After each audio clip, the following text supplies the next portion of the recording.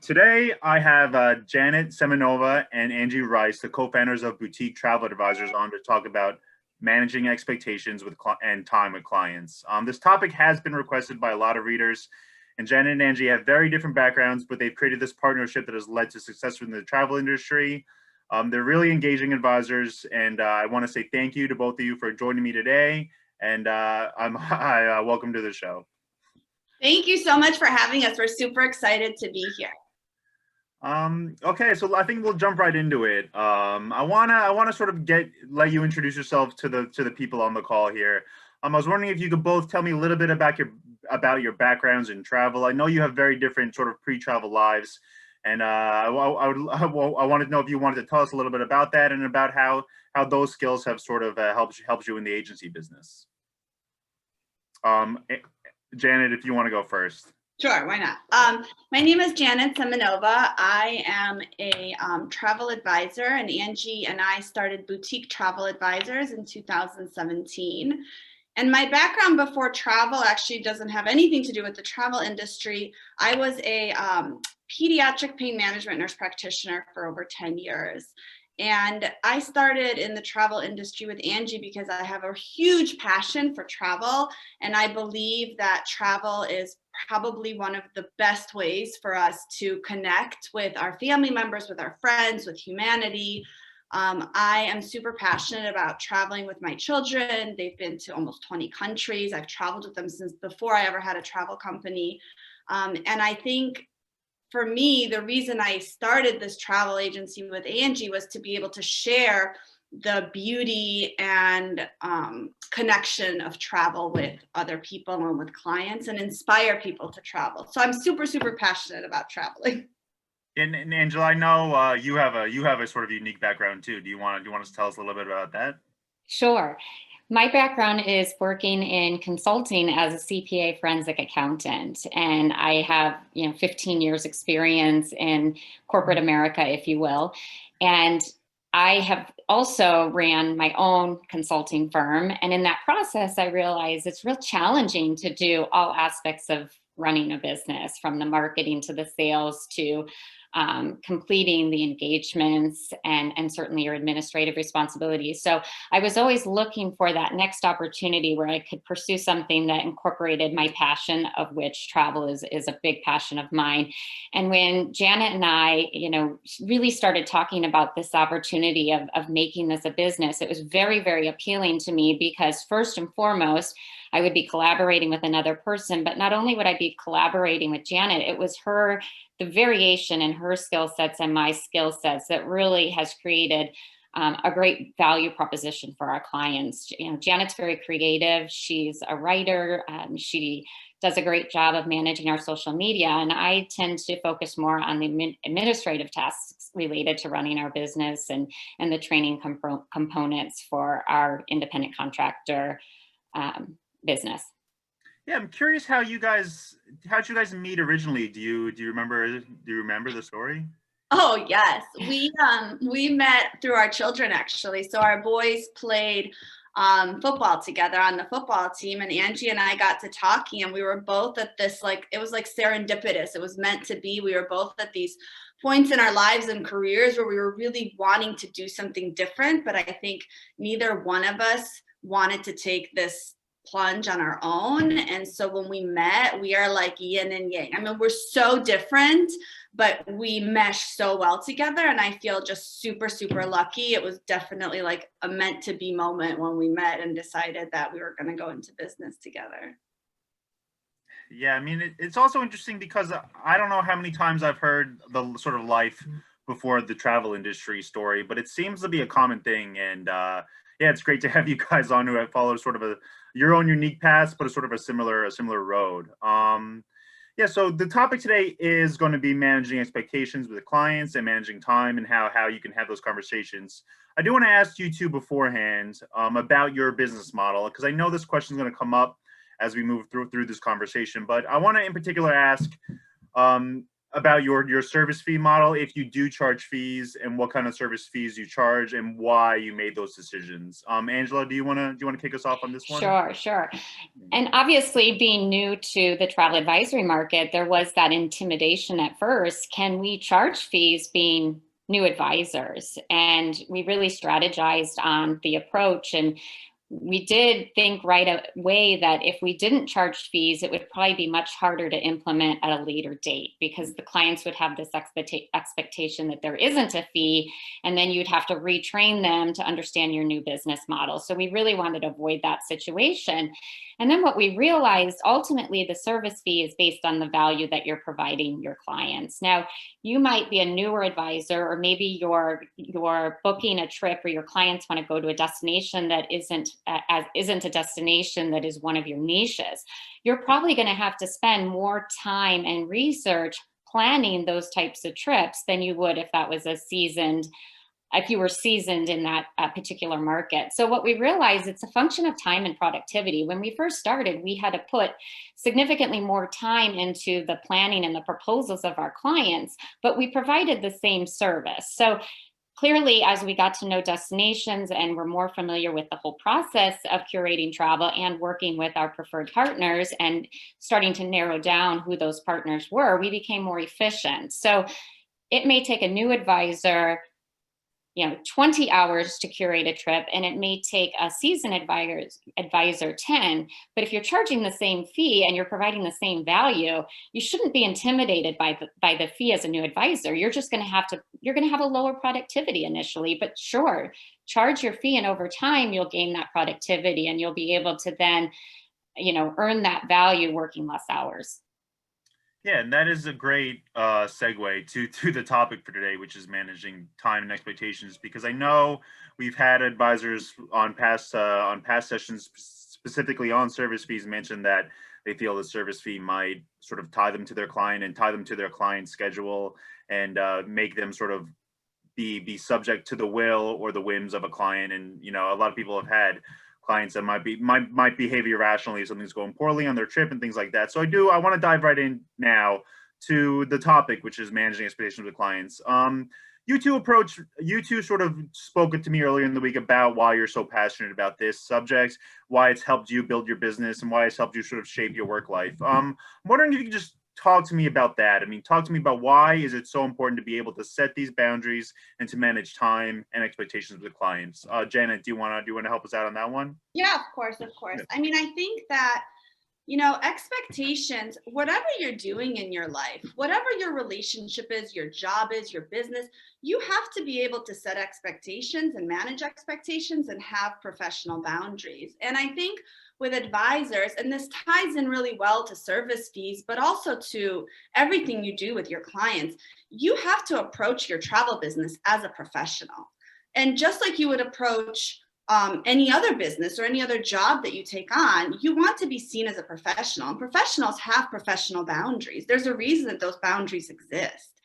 And so I think setting up realistic expectations with your clients is paramount, and it doesn't detract from your reputation. In fact, I think it enhances it. I think when your clients want to think of their travel advisor as a travel professional, and by creating and setting up expectations and boundaries very early on in your client advisor relationship, you set up a pathway for success. And if you don't set those boundaries up from the beginning, it becomes harder and harder as the relationship progresses to then infuse that relationship with boundaries. And so I think that a lot of advisors feel intimidated to say no to clients. They feel intimidated to, tell their clients they're not available, to tell their clients that they have set work hours, to tell their clients that they're not available for a phone call, or not answer a call, or not answer a text or an email immediately. And I think that comes from the fact that they're not clear from the get-go about how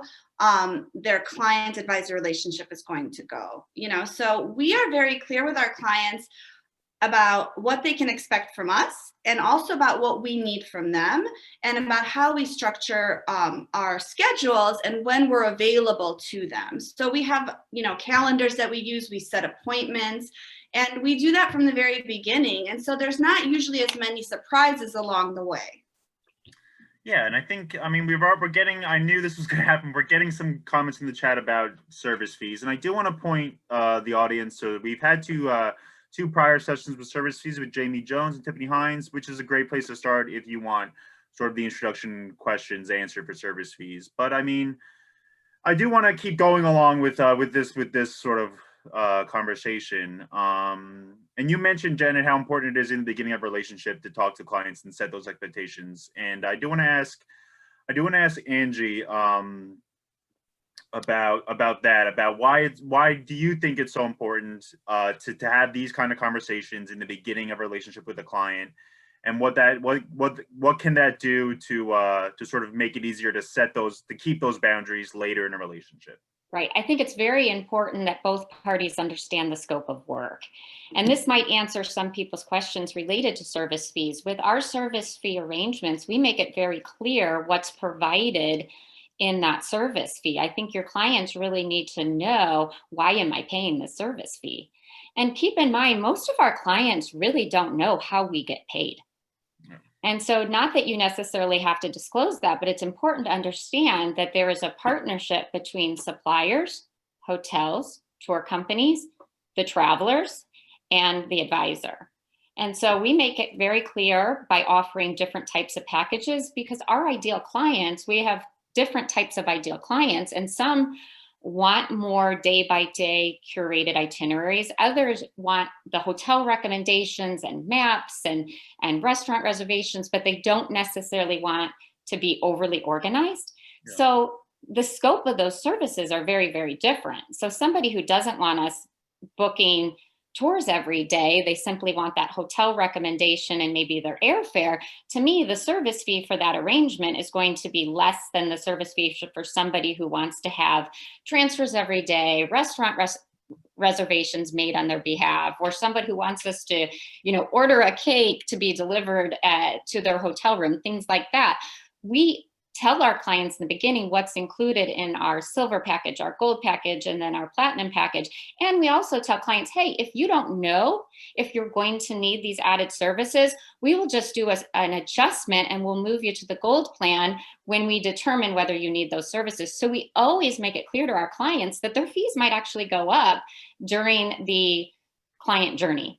Yeah, and I think that's important to know too, is that each client, I mean, we've had these conversations a lot, and I mean, everyone sort of wants these hard and fast rules, but each relationship seems to be different, and I think it's important that advisors recognize that. So I want to flip back to sort of the specific things you guys do to set it, not to set expectations, but the expectations that you set. Earlier in the week, Janet, you spoke about specifically about how you deal with emergencies with your clients, and I think that's important to touch upon, because I know there's a lot of advisors out there who are afraid to sort of be woken up in the middle of the night by a call from a client, especially if a client does that once, it seems to break those boundaries, and it seems to be something they feel more comfortable doing. And a lot of advisors, they do want careers that also include their own personal time. And I'm wondering, can you talk to me about that? How do you set expectations for sort of what hours your clients can contact you, both while they're on vacation or even when they're at home thinking about booking travel?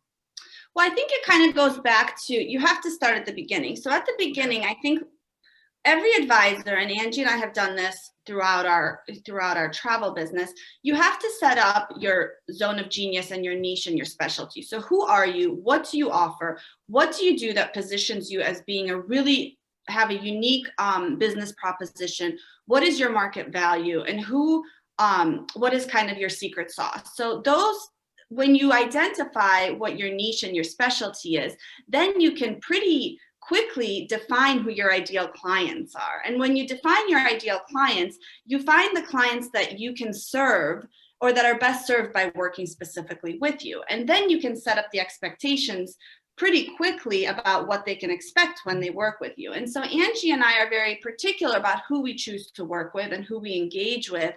And we try very hard to work with people that are going to appreciate the service and the process that we put forth. And so when we do that well, and when we work with ideal clients, then we're able to work with partners on the ground and destination specialists who are part of our team. And we let our clients know from the very beginning that we have a team. So whether they're working with Angie or they're working with me, we're not their only point of contact. We have a team, and there's a team behind us that's going to help make their journey and their travel experience this incredible, transformational travel, this once in a lifetime trip every time.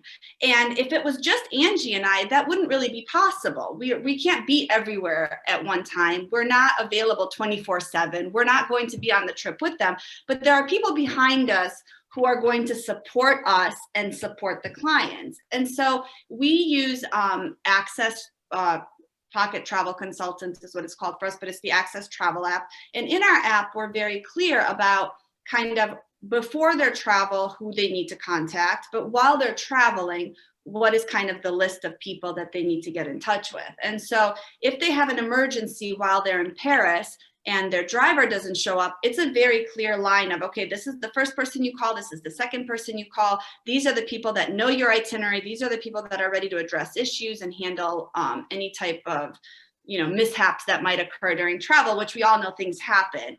And because we go through that with them, and because we have a very clearly defined order of who they need to contact when, we're always, while the client is actually traveling, we're at the bottom of that list. We're all the way in the United States. They might be in Turkey or Paris or wherever they might be in the world. We're not going to be the first person for them to contact. And they appreciate that because we communicate that throughout the entire process.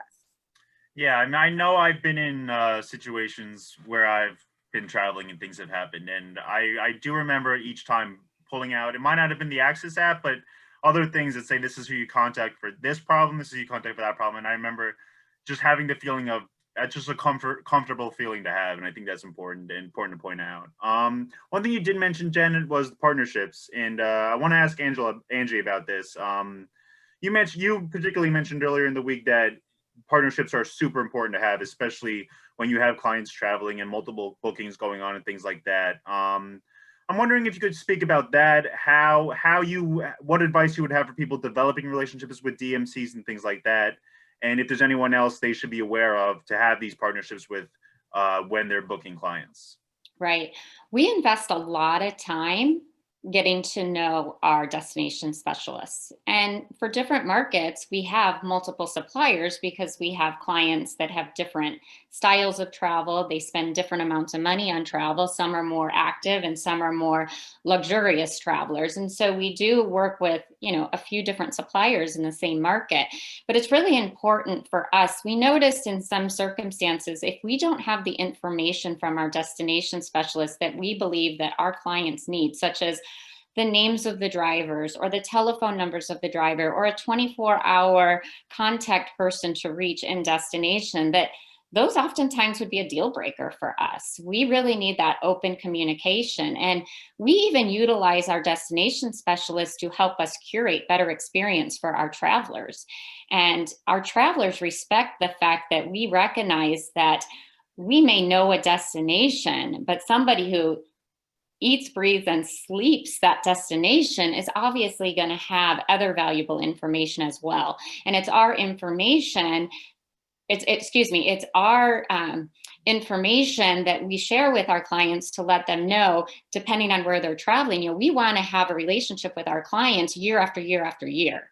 And in order to do that, they're not traveling to the same destination. So they are going to continue to work with you. I would never fear creating that direct relationship with the destination specialist and your traveler, because they're going to respect that you created that opportunity for them to work with that phenomenal tour company. And it's going to increase the success rate with their trip because they're going to better match the experiences for your traveler based on the availability of the time of travel and what interests and what, unique experiences that they can create. So one of the first things that we do when we talk to our destination specialists is we give them a background in our clients and say, what are 2-3 very, very unique experiences that would be perfect for this client? So we really engage the destination specialists to help us come up with very unique ideas. And we even sometimes put the client in contact with our destination specialist during the curation process. So they really feel that they are more vested in your trip. And I think in the end, your clients end up spending significantly more money on their trip because they see greater value in the experience, and it makes your business more profitable as well. Yeah, it's interesting because it seems like you're expanding. I mean, it's not your staff, but you're expanding your reach, your influence, and more. I think it's more points of contact. It seems to be the better. So I do have. There's a ton of questions coming in now from the chat, and I'm hoping there's a couple interesting ones. I'm hoping you guys would be able to answer. We do have Melinda saying that she does schedule every phone call a meeting, and rarely does a client contact her without scheduling first, which I believe is something you guys mentioned. I think the term you guys used was appointment-based business, which is important to keep correcting time and things like that. So we have one. Let me pull it up here. So we have one from BGB Travel. They want to know. We spoke about sort of different people to contact. They want to know, what about the sole practitioner? How do we set up boundaries and manage the time if it's a single person run travel agency? Which it might get back to what you just said, Angie, about having those kind of partnerships. Correct. I think delegating to your partners as much as you can is going to create more efficiencies, as well as, time management. And I think Janet and I do a lot of work independent of each other. So one of the things that we like to do is set different days of the week have different purposes.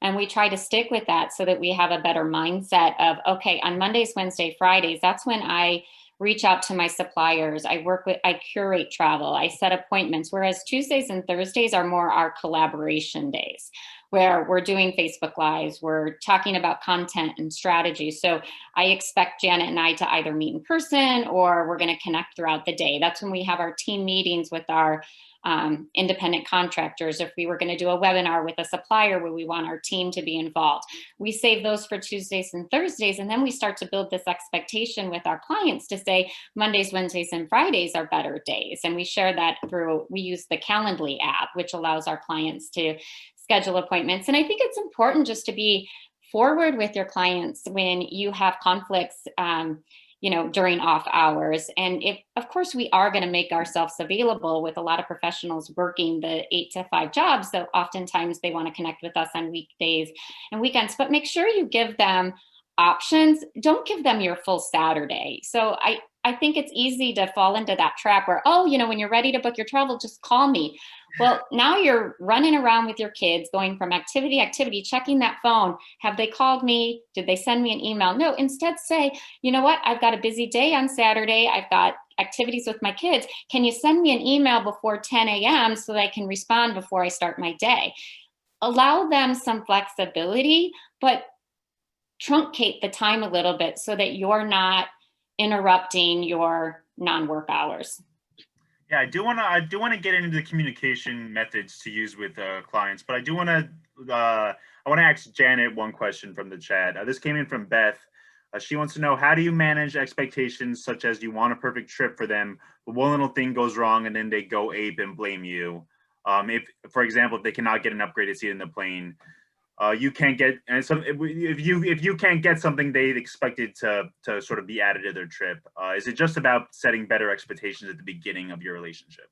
Well, it's twofold, right? It goes back to, are you working with your ideal clients? And I can't repeat that statement. I mean, I could literally say that till I'm blue in the face, but it is so extremely important.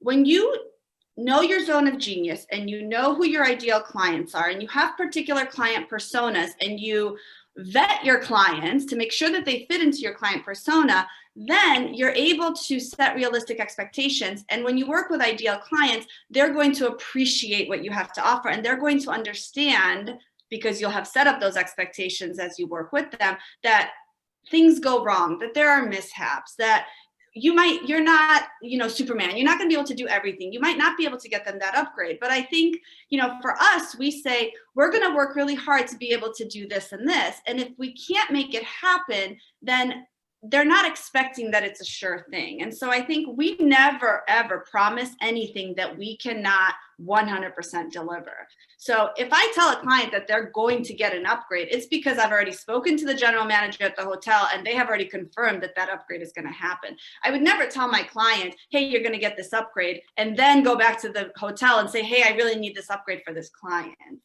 It's working backwards, right? So you have to set realistic expectations, and also set expectations that you can meet, because then you look much better and much more professional to your clients. Yeah, and we have a lot of people agreeing with you two in the chat as well. And I see another couple good questions coming in, but I do want to get, because I think this is important to talk about. I do want to tackle the subject of the communication with clients, because we've seen a ton of research over the past few years about how clients want to interact in different ways. They want to communicate with you through text, through Facebook chat. They don't just want to be on the phone anymore. And that's what I want to talk about, because a lot of that technology does make it easier to sort of invade your time or invade your privacy. Privacy is probably not the right word, but take some of your personal time because it's so easy. Earlier in the week, Angie, you mentioned that you were very careful with texting. And I want to talk about that. I mean, texting, email, I mean, do you lay out to your clients what the proper channel of communication is when you have that first conversation with them and you are setting expectations? Yes.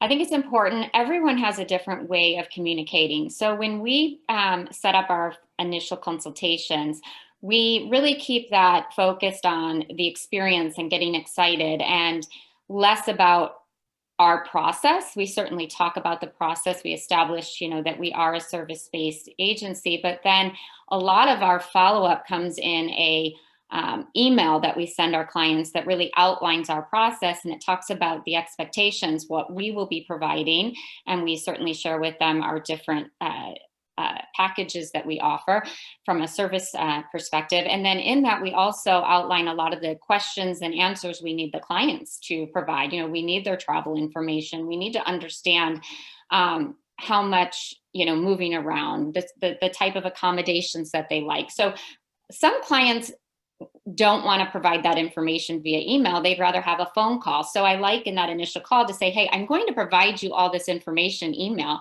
If you prefer to respond via email, that's easier for you, great. But at the same time, we can set up a call and do it more in a informal Q&A process where it can be, for some people that's more engaging. So we definitely create the option based on what the client prefers. But I think particularly with phone calls, you have to be very, very careful to set a start and end time for that phone call. So if I have a client, I try to limit my phone calls to 15 minutes or 30-minute calls. And in my Calendly, I set it up that way. So my client is choosing either a 15-minute call or a 30-minute call.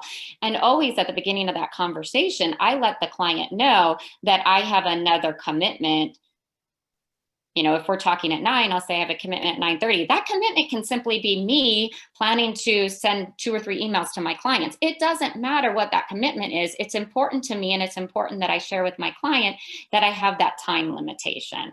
And that has significantly created more efficiencies in our time management by just limiting our phone calls to what we agreed upon ahead of time. So what happens if you were getting, if your client's texting you in the 9:30, 9:45 at night? I know you have children. Do you just let them know that, we'll have this conversation tomorrow on the phone? Is that where you just sort of direct them to the other path? Yeah, and I will say in the travel business initially, Janet and I really struggled with the time management. We were excited about getting new business, so we made ourselves, overly available into the evenings, on the weekends. And quite frankly, I had to put a stop to that because it wasn't fair to my family. And my phone turns off at 9:30. So I don't get text messages after 9:30. Now, if I have travelers that are overseas, I may make exceptions on their travel days, but I tell my clients that, I have a set routine. I go to bed at a certain time. I wake up at a certain time. I'm not available during those hours. You have insurance. And if they have insurance with the concierge number, I let them know that that's a resource. We always provide them with the information from the airlines. And even with the hotel, I always send, in addition to access, I always send an introduction email to the hotel to introduce my client. And I say, if you need anything, you can talk to our contact at the hotel. They'll be more than happy to help you during travel. We really create so many resources and outlets for our clients that they recognize, like, our job is truly to manage things when they're traveling, not so much on an as needed basis. It's just not possible. And I think especially as you grow your agency, you'll realize that you can't be that accessible to each and every one of your clients. That's part of the team too, right? Like, we have a team, and our team is not necessarily people, it's not RICs or people who are employees. Our team includes the destination specialists, the concierge at the hotel, the drivers, the tour guides, that all of those people are part of our team. And when you position it in that way and your client begins to understand that the team is not just you, you have a lot more breathing room, and you have a lot more ability to share with them that, these are the people that you can reach out to. And I think that they appreciate it because, they now feel like they have like secret access or behind the scenes access to people that regular travelers don't have access to. Yeah, I think that, I mean, again, it's, you guys are you seem to be building a team in each booking. And I think that's something travel advisors really should be taking advantage of, because the hotel wants to have their guests be satisfied too. And I think they appreciate the partnerships as well. Absolutely. They're happy to help. Yeah. So we have sorry, Janet. We have about 20 minutes left. I saw a bunch more questions come in the chat. I promise I'm going to try to get to them. Please, again, don't be shy. Drop more in there if you want. Janet, I did want to ask you one thing that I had highlighted in the chat, and I thought was important because you were talking about the travel avatar and vetting clients. Heidi wants to know if you have any suggestions for vetting clients without snubbing the tire kickers left over from past business. I guess any more advice about having that initial call with clients and about vetting them to welcome them into your business. Do you have any other sort of tips or tricks for that? I mean, sure. It's all part of we do a complimentary discovery call with every client. And the complimentary discovery call is usually 15 to 20 minutes. And the point of that complimentary discovery call, and we let the clients know from the beginning, is to figure out if we're the right fit for one another, right? So it's not if we're the right fit for them or they're the right fit for us, is are we a good fit to get to work together? And we really explain what our process is. We explain what our fees are. We set up the expectations and how we work. And it very quickly becomes apparent to the client themselves if they're not the right fit to work with us. And that's okay. And they, at times we might not be the right fit for them for this particular trip, but they might still, if you set up those expectations and you're honest and polite, and we're always very helpful with our, with prospective clients. We've had clients who, chose not to work with us because they didn't need all that hand holding, and they are more, they like more do-it-yourself approach, but they've gone on to refer us to other people. And so I think transparency, we are very transparent in the way that we work. We're very open with our clients, and we will let clients know. Is sometimes Angie and I will say to a client, I don't know that this is really the right fit for you for this trip, but we're happy to help you. If you have any questions, let us know. And then that usually will steer them towards like a self-booking. Those are usually self-booking clients or price shoppers. We don't price match.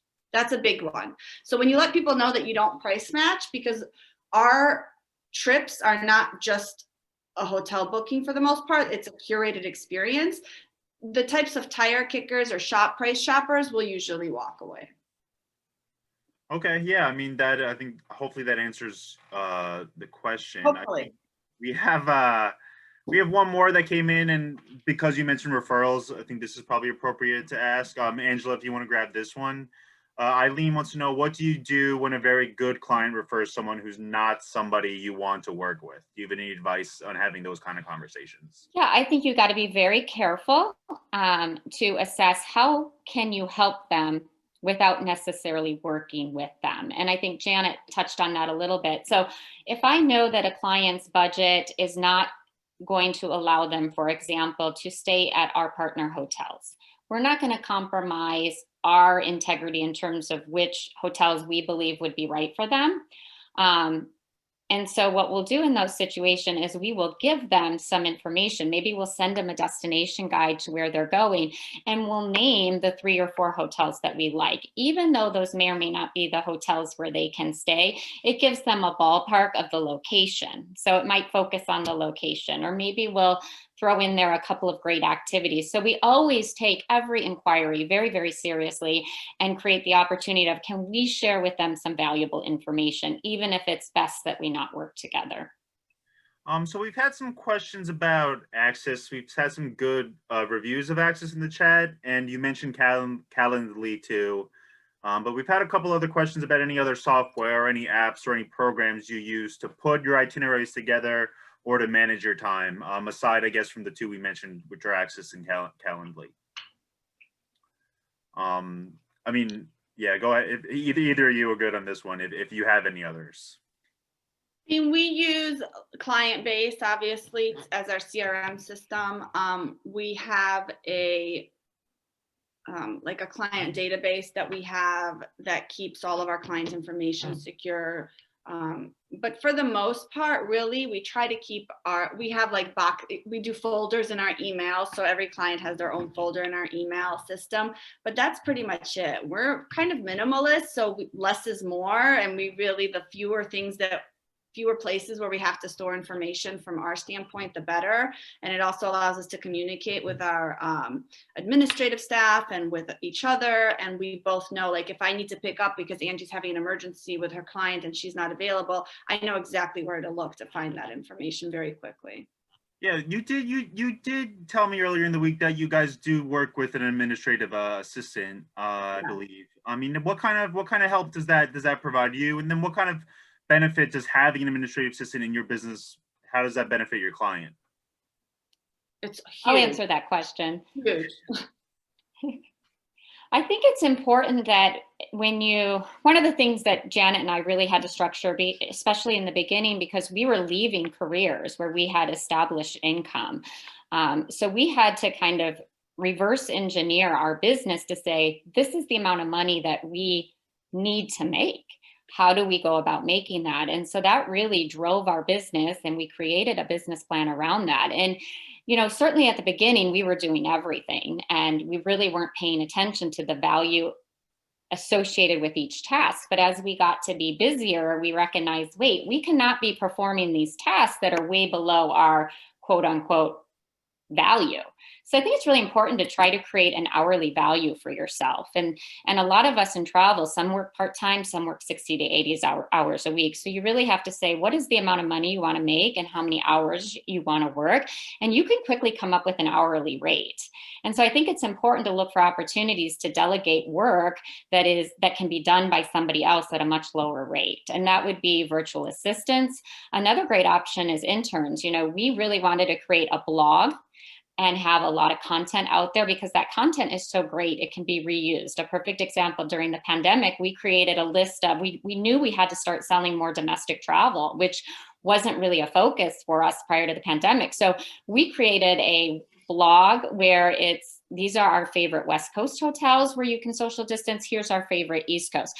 And we started sending that through different means of communication. Sometimes it was a text, sometimes it was a direct email, sometimes it was through our social media. But that allowed our clients, it really allowed us to pick up on some hotel bookings without necessarily having to offer proposal after proposal to each of our clients.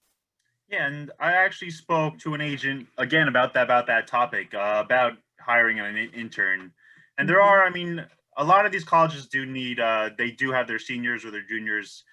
They need to perform an internship in order to graduate. So there are opportunities out there. I know here in New York, I'm in New York, the SUNY schools offer a program. I'm sure the same with you guys are in Arizona. The state schools, I assume, offer the same thing. So I think that is definitely something people can look into. And again, it's something that'll help you manage your own time.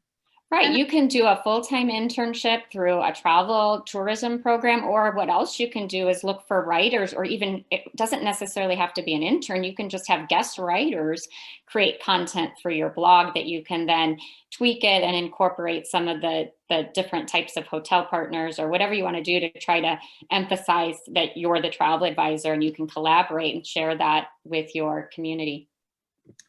So we have about 5 minutes or so left. Please, if anyone has any questions for Angela or Janet, please drop them in the chat. We have another service fee question. Okay, I mean, let's hash this one. Yes, well, Janet, I think you can tackle this one.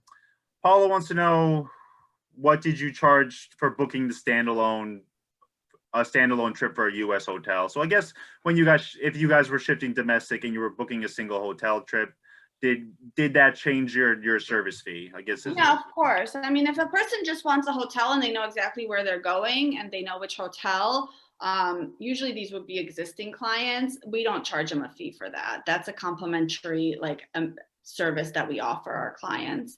If they need recommendations or itinerary planning or chores and activities, then we do charge fees, and it really depends on the scope and the length of travel, the number of travelers, where they're going, and how complicated it is. It really is based on how much of our time is the planning going to require.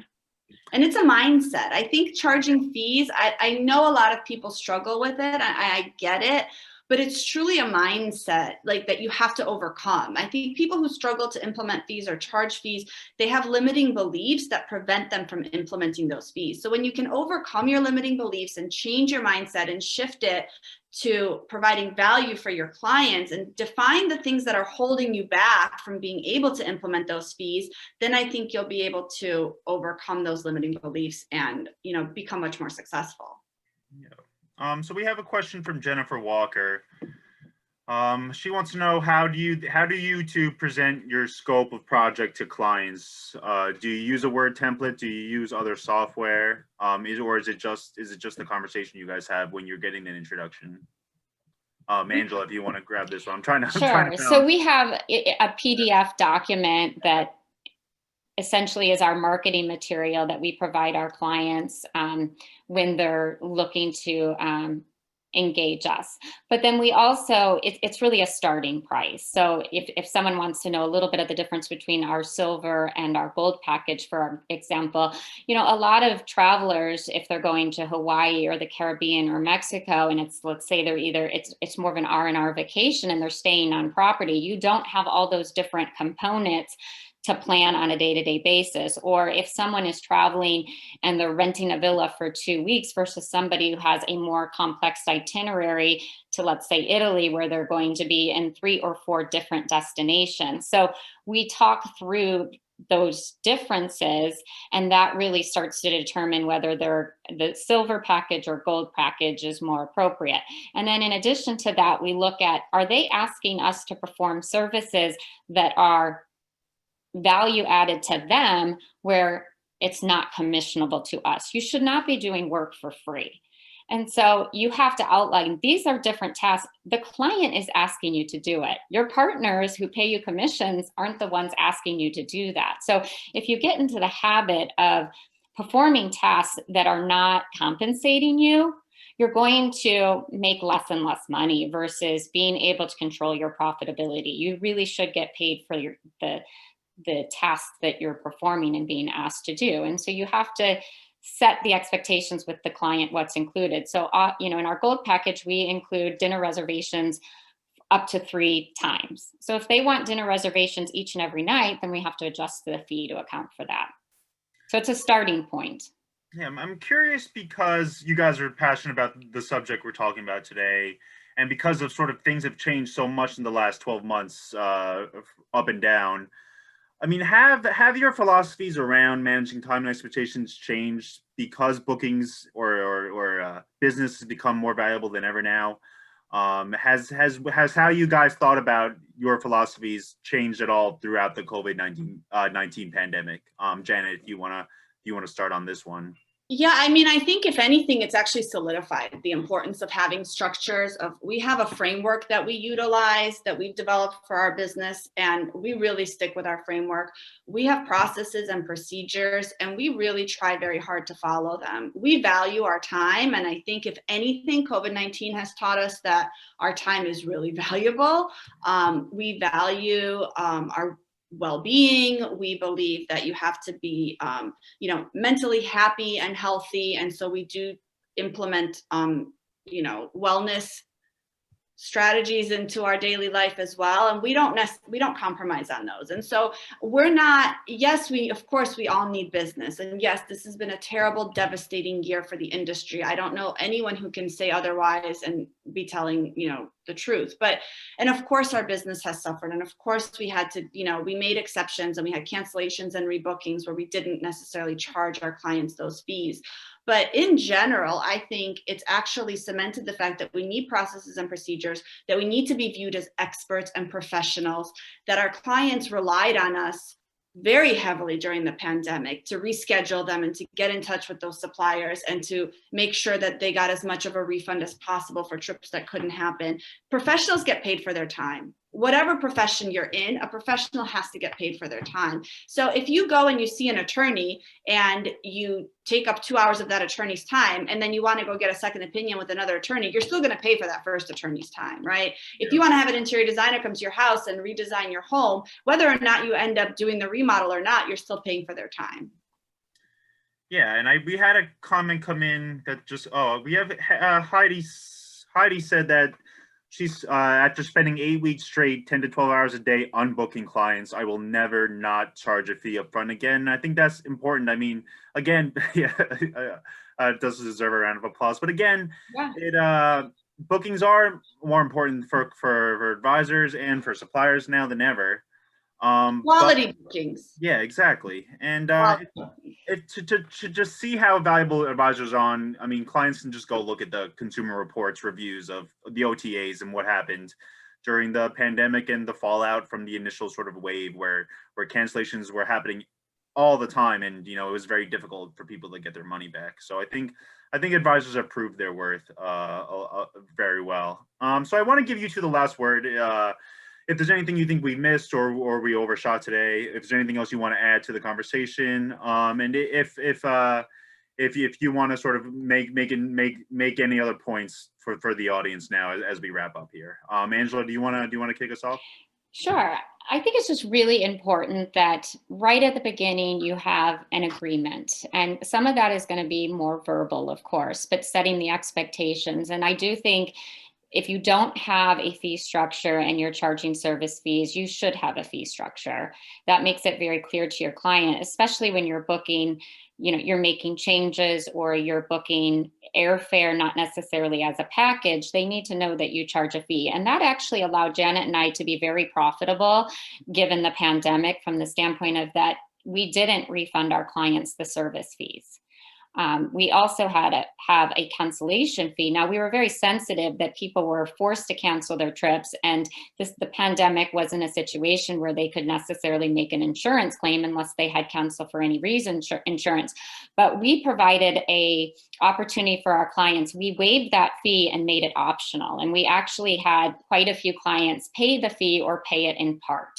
So I think it's important that you protect yourself, because it's your livelihood. And that conversation, if you do charge cancellation fees, that has to happen not at the time of cancellation. It has to happen on the onset of the engagement. And we have a couple people asking about your fee schedules. I'm not gonna, if you want to contact, what's the best way to if they were interested in speaking with you, what's the best way to reach you guys? Yes, please email us at info@travelbta.com and we'll answer your questions. Okay, and Janet, I want to give you a couple minutes to wrap up too. Yeah, I mean, I think my biggest takeaway for advisors is let go of your fears. Let go of your fear of rejection. Stop the guilt. Your fear of rejection that, if you implement fees or you set boundaries or you tell your clients you're not available on the weekends, that they're going to not want to work with you, are not founded. Those are fears that exist in your mind and are not necessarily based on reality. And so stop the guilt and stop the fear. And don't feel guilty about setting boundaries. Don't feel guilty about terminating unhealthy client relationships. Don't feel guilty about saying no to unreasonable requests from your clients. If your clients are hounding you and Angie and I have had clients like that, where they're constantly just adding and asking for things that are beyond a reasonable, beyond reasonable, then you can let them know, hey, you know, I understand this is a little bit outside the scope of what we've done. Here are your options. We can either continue and help you with this problem ABC, and this is how much it will cost.